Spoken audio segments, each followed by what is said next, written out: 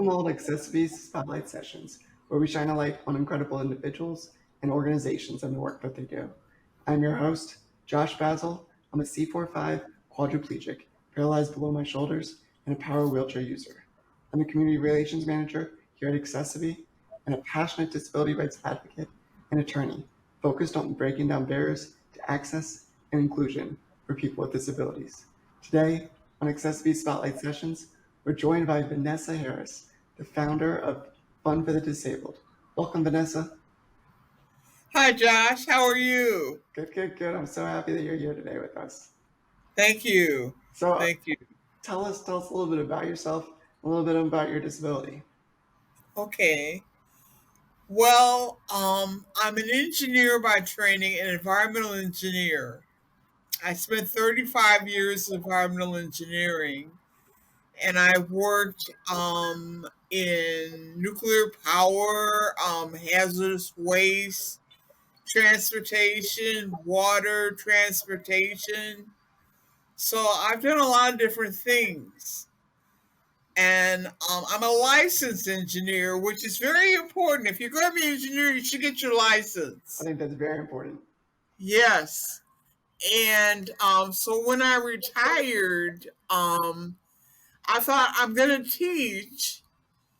I applied to several schools to get my PhD. And I got into one really good school. And I talked to the professor. I went there, visited the school, and then I was all set, ready to go. We talked about my research, ready to go. And then I got a bill for $50,000.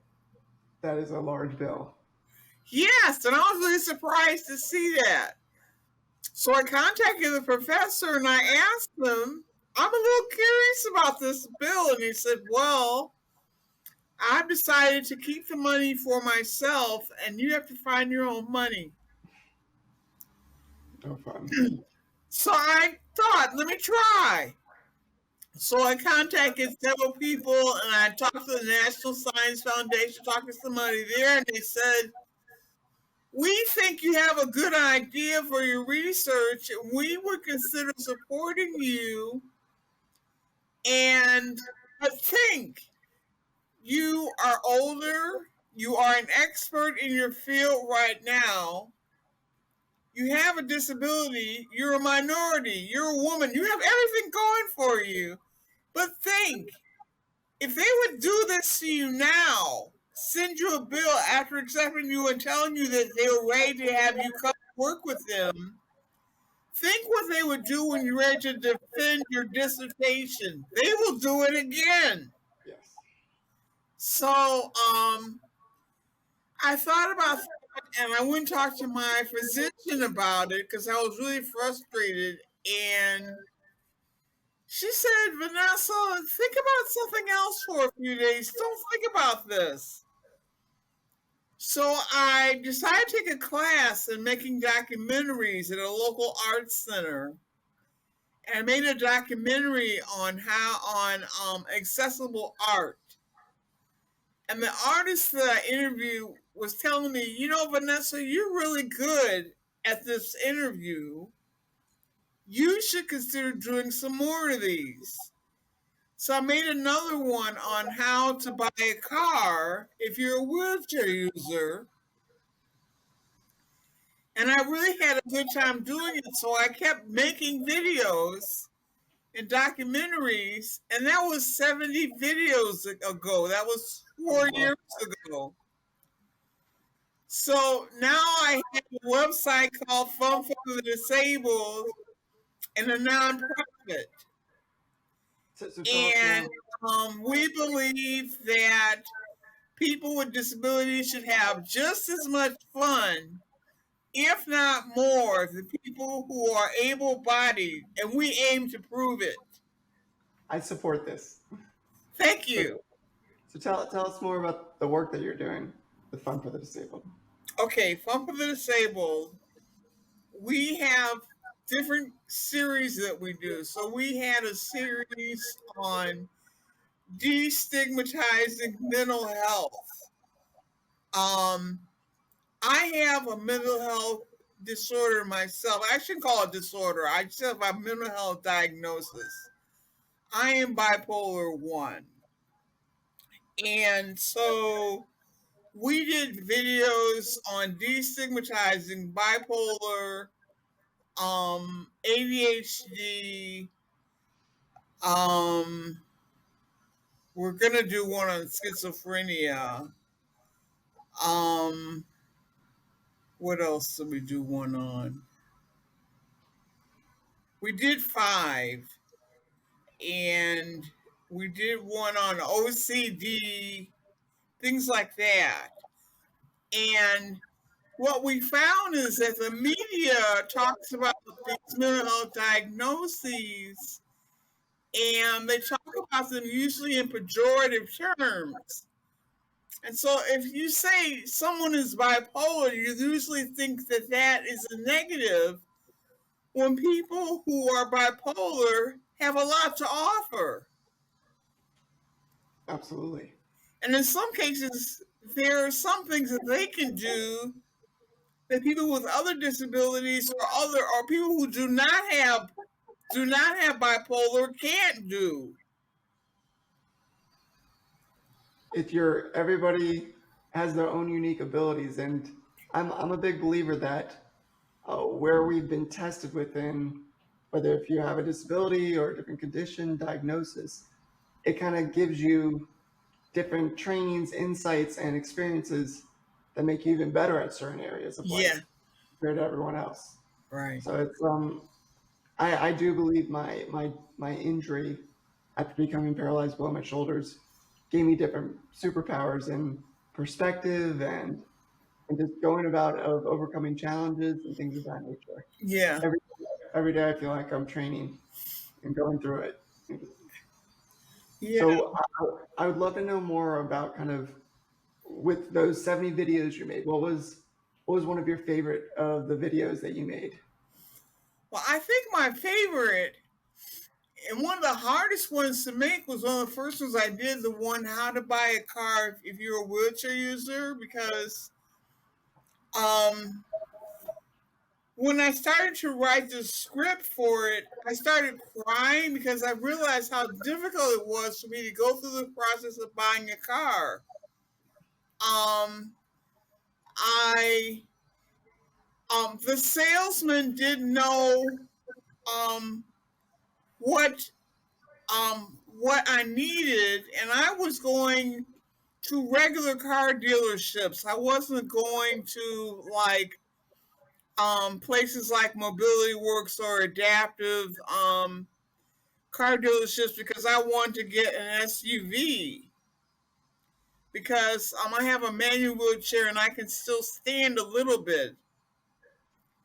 I probably should have gotten a van and did that, but I didn't. I got an SUV.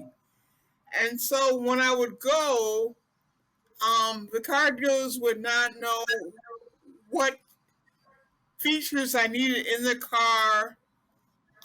After I bought the car, I got a good deal on the car, but the car dealer did a switcheroo on me. It wasn't a dealer, it was a salesman. I bought a car, and then he gave me a car which had less features in it. And I didn't realize until I had gotten it off the lot.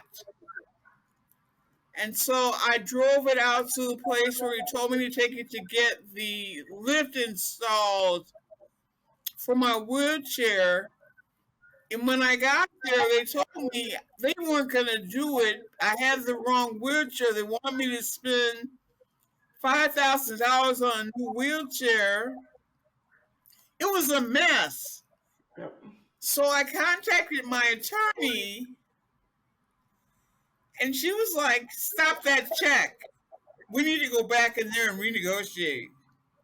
There you go. Yeah, so we did all that. Um, and I got the car I wanted. The general manager, the general manager gave me the car I needed, and he also had me do a test drive out to another company that could put in the right lift. I got a a rebate for getting that lip put in for a much cheaper price. It worked out well. But it is something that people don't know you have to go through if you're disabled. They don't. And learning from your lessons and everything of that sort makes it that much easier for the next person Yeah, to try to go about it, which is a beautiful thing. yeah, yeah, And once you do a video once, it's there almost forever as long as it's hosted and up on the internet. So yeah. awesome. So like tell me, all right, so if people want to learn more about Fun for the Disabled, where do they have to go? Okay, they What's the come to web? our website. It's called Fun for the Disabled. FUN, the number 4, thedisabled.com. Fun4theDisabled.com. And we use accessiBe. We've been using accessiBe for 3 months, and people really like it. We went to an abilities expo in June for Chicago, and people were asking us, they were telling us we have disabilities, and when we try to use the internet, we have problems because of our disability. And when I showed them accessiBe, they were like, I really need this. So I'm really glad that we have that feature on our website now. Before that, all of our videos are captioned, and they're also American Sign Language interpreted, and we have the transcripts of all of our videos on the website.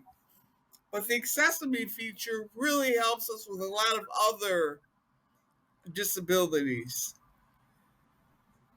Thank you for bringing that up. Yeah, it's I always think of it as giving me unique and new abilities and superpowers just to be able to navigate a site based on how I really want to go about the site, because it's like you have different profiles, you have different customizations, orientations, content adjustments. So yeah, thank you for using it and talking about it and advocating for it. That's thank you. Yeah. And I'd love to know more about Fun for the Disabled. Like over since starting it, what is probably one of your proudest accomplishments or achievements with it? Well, let me see. One thing we did was we have a series called Children's Books That Heal, which is a series of 35 readings of children's books where all of the people that read the books have a disability. Some of the readers, they're all experienced actors and actresses who have disabilities. And the books cover everything from, we have a book about um, a blind pianist. Art Tatum is a story about him. We have one about Emmanuel Asafu, who had one leg. He was born with one leg that was not functioning, and he rode his bike all around Ghana. He even appeared on the Oprah Winfrey Show. So we have a children's story about him. Wonderful. We did a series of 30 books about them, about children's books. And what else have we done? We started a series called Fitness with Friends, where we're finding that people with disabilities do not get enough exercise. And so we contacted companies all over the country who show adaptive exercises on videos. And we want people with disabilities to be able to find fun exercises to do. Because if you don't get enough exercise, you have a higher morbidity or mortality rate. Absolutely. Yeah. If you don't use it, you lose it, and your body starts breaking down. Right, right. Um, you know, whether you have a disability or not, exercise does the body good. Yeah. But finding ways of getting it and making it more doable, learn how other people are doing it, how you can do it yourself. There's definitely a big motivation in that. So good work with that. Thanks. I love that. Thanks. And are you where in the States are you located, or do you do both local and national work? We are located in Chicago, and most of our followers are based in Chicago. A lot of our videos are about Chicago issues, but we have a worldwide following because we're on the internet. So Beautiful thing. we our children's books, we get comments and questions from all over the world, and the exercise videos. We got companies from San Diego. We have Bring Your Own Mat Yoga. They do adaptive yoga. They're based out of San Diego. Spirit Club is an exercise company based out of Baltimore, and we have all their videos. That's from East Coast to West Coast and back again. I love Yeah. it. So, when you hear the word accessibility, what does accessibility mean to you? Oh, wow. It means that accommodation, it means that I can do what I need to do to get my stuff done. And it means that there's nothing holding me back. Barrier Yeah. free. I love it. I love it. And if you had one message to businesses in Chicago or anywhere around the U.S., why isn't it important to cater to people with disabilities? We got money. We do, don't we? Yeah. Yeah, we have money. Um, and you should not only consider catering to us, but you should include us in the design. They should always remember nothing about us without us. You may I have the love that same so much. disability yourself someday, and if you don't consider it in the design, it won't get done right. There's no doubt disability does not discriminate. Doesn't matter about if or when. It's going to happen to either you in your lifetime, someone you love, someone you care about, a coworker, family member, a child, or grandparent, you name it. Just our bodies break down over Yeah, time. We're very fragile and we right. age. So it's, disability. I love how you say that. Incorporate it into the design because it's true. It's you bake it within the DNA of a business. It's there. It's not you're not like forcing the conversation. You're like it's a natural growth and evolution that includes everybody and all abilities. So I love that Yeah. answer. And all right, this is gonna be a fun one. So if you could have a conversation with anybody in the world, dead or alive, I would love to know who that would be, what person would that be, and why. Any Well, conversation, anyone in the world. I've already had a few. One that I really enjoyed was talking to Judith Human. We interviewed her. I interviewed her for a video on Fun4theDisabled. And she is so much fun. And I've already done it. But if I had to talk to somebody else that was dead or alive, who would it be? Miles Davis. Okay. I Why is that? love his I love his music, and I I always have. I love jazz. Any jazz musician I would want to talk to, I would want to ask them, how did you come up with this music that you're coming up with? And what inspires you to keep playing?